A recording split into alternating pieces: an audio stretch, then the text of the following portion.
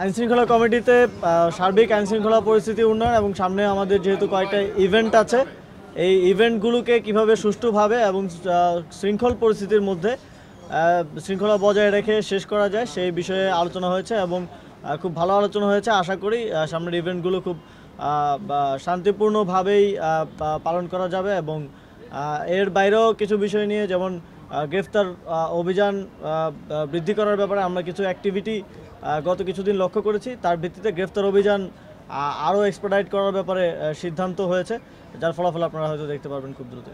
ইজতেমার ব্যাপারে আমাদের একটা আলোচনা হয়েছে, আমরা ইজতেমা পার্টিদের সাথে 18 তারিখে আমরা আবার তাদের সাথে বসবো। আর আমাদের এই ইজতেমার ব্যাপারে ডিসিশন হয়েছে এর আগের বার যেভাবে হয়েছে এইভাবেই এবার হবে।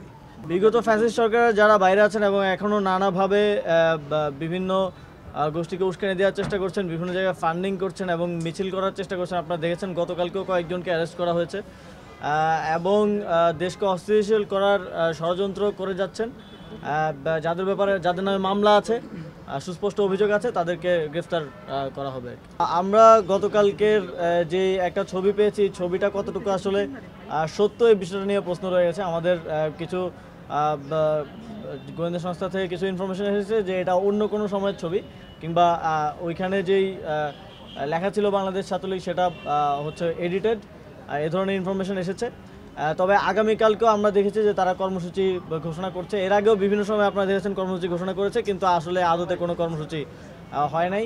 তো আমরা আমাদের দিক থেকে আইনশৃঙ্খলা বাহিনী তাদের সজাগ দৃষ্টি, সতর্ক দৃষ্টি রাখবে যাতে কোনো বিশৃঙ্খলা সৃষ্টি করার কেউ ষড়যন্ত্র করতে না পারে, সেটা নস্যাৎ করার জন্য আইনশৃঙ্খলা বাহিনী সবসময় প্রস্তুত থাকে। বিশৃঙ্খলা করতে পারে এটা তো যে কোনো সময় করতে পারে, এই সম্ভাবনাটা তো সবসময়ই আছে। সেই 5ই আগস্টের পর থেকে আজ অবধি এবং এটা থাকবে যতক্ষণ না পর্যন্ত তারা পুরোপুরি এলিমিনেটেড হয়।